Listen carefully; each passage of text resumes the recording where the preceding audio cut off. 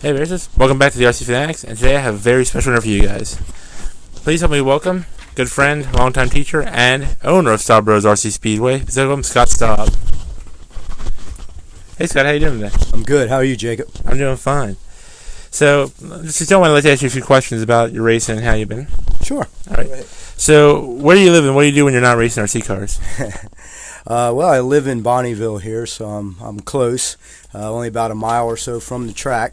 By trade, I'm a high school business teacher, so I do that. I coach football at the varsity level. I'm a Future Business Leaders of America advisor, and whatever I do to stay busy. Well, that's how you do it. So, what classes have you raced in the past and even now, and which ones are your favorite to race? I've run electric and nitro. I've run open wheel, which back then was like EDM. I've done a little bit of sprint car.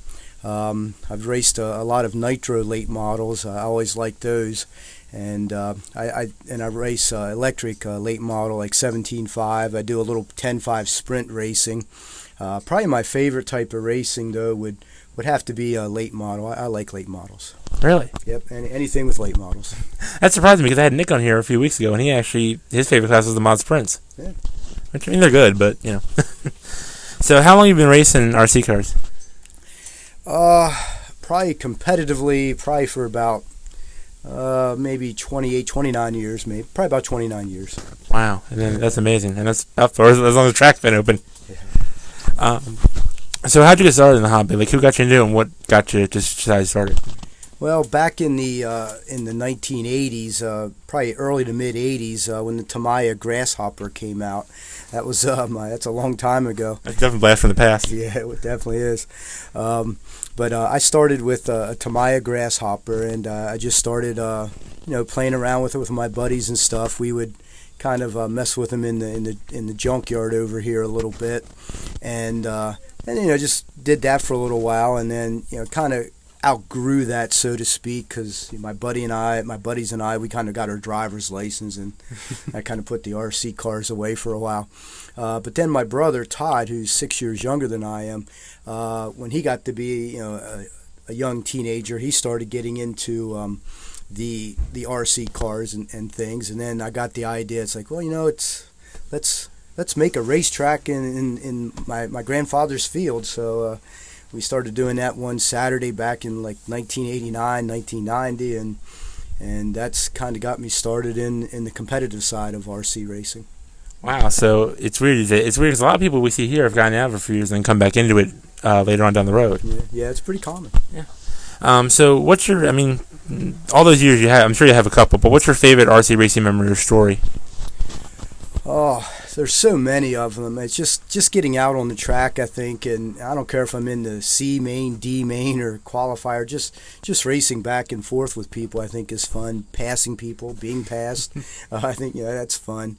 But probably my favorite races has probably been, I attended one open wheel race one time up at Bumps and Jumps. That was the highest competitive race I've ever been involved in, and then the February freezes are always fun. They're highly competitive and things. But and then 200 cars every month, every week. Yeah, it's very very good program there with the freeze, and I think some of my fondest memories is the PA Nitro Tour. Those races used to bring in 150 over 200 entries, and that was a one-day race, and definitely one of the best series in the country back in the day when that was run. And that's kind of weird how that kind of went out of popularity, because you started this as a nitro track, didn't you? No, we actually started as an electric track. Sunday we used to be loose dirt. I know loose dirt's gaining popularity again. We were mini pin loose dirt for years. Wow. Yeah, I know it's coming back into the field, into the mainstream now. Yeah, everything seems to just kind of go in circles. Yeah, that seems like a couple of years electric will be mainstream, and then nitro will come back for a little bit. It works eventually. So, out of all the guys that have raced here, you've raced with in your time, is there anybody you respect more often than not? Oh gosh, there's just so many drivers that that have influenced me, that pretty much become just developed that friendship, I guess. And there's a lot of people in the hobby that I respect. Gosh, Nick DeAngelis, the Fairs, Pete Fair, Chris Fair, Steve Brokenshire. I mean, I hate to even say names because I know I'm going to forget people. The Intel Sanos are great people. The hobby's just full of really nice people, and it's just nice to be able to, instead of just calling them customers and racers and competitors, you call them your friends too. Yeah, exactly. That's good. Exactly. So this is going to be a little biased because you're the owner, but what do you like better about your track besides from some other facilities like Siegfried's old track or Bumps? Every track has its character. Every track has its good points and its challenges, I guess. But I think what I like about our track is the racing surface. I take a lot of pride in having a consistent racing surface week in and week out, and I think the atmosphere is good. I think we have some good competitive racing, some fun racing. I think we have all different levels of racers. I think we have drivers that come here week in and week out that can be competitive at any track. So that's good too. So the atmosphere, the friendship, all that I think makes the track. Yeah, it is, and I mean that's one of the things. I think even the customers do 2 videos about the track, one about the cars and one about the people. And I think that's to the both parts of a track you need to run well, as you need good cars and good people. Mm-hmm. So the best thing, one of the biggest questions is what advice would you give to somebody who's either not in the hobby but thinking about getting or is just brand new to the hobby? Take your time. It's not a hobby that you can jump into right away and know everything and be the best and totally successful. So I think you got to be patient. You got to get a lot of practice, and there's a lot of things to learn and to improve on. And I think that's what draws people to the hobby, that it's not something that you pick up on just like that and you're successful. You got to persevere. You got to have some persistence, and don't be afraid to go talk to people. I think sometimes new people can go talk to too many different people because there's more than one way to win. I think I'm somewhat guilty of that a little bit. Well, we all are. That's for sure. Because you see somebody going fast, like, hey, what are you doing? Yeah. And then next week you see somebody else going fast, like, hey, what are you doing?